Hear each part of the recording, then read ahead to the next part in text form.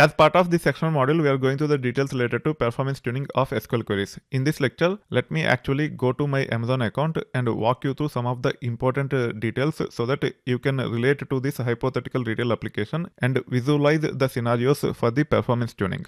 If I go to Amazon.com, if I log in into my Amazon account, one of the common tasks which I'll be performing is nothing but reviewing the orders. Here I need to log in. Now I am logged in.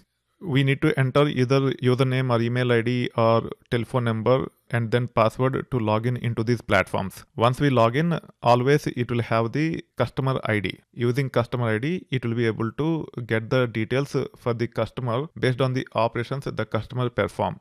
As a customer who purchased the products from Amazon, I'll be able to see only my orders. I'll not be able to see the orders placed by some other customer in Amazon. Now let me go to returns and orders here. I should be able to see the details with respect to my orders here. When we say orders, we also talk about items. Order contains multiple items. Each item will have its own details. All those details can be reviewed here. This is one of the very common tasks which is performed on retail platforms. The task is nothing but to review the orders that are placed by customer. As I have logged in using a customer ID, it will be able to fetch these details from the underlying tables in the database. Now let's go here and then let's add some comments here.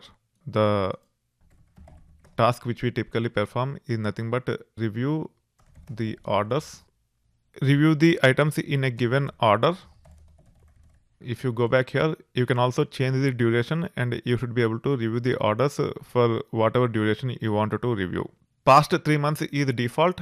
However, as it is my account, I should be able to choose the last 30 days, 2022, which is nothing but current year. I can even go back into the history and choose any of these years to review the order details of that duration. On top of these options, we also have links here for viewing the order details and invoice. If you wanted to get those details, we should be able to click on these links and we should be able to get the details. For each of these operations, there will be database operations that will be performed. You need to understand how the database is designed, whether the indexes are created or not on appropriate fields based on which data is being filtered. If not, we need to make sure we take care of creating those indexes. We'll be able to troubleshoot the issues related to not having the indexes on right fields in tables by reviewing the explain plans.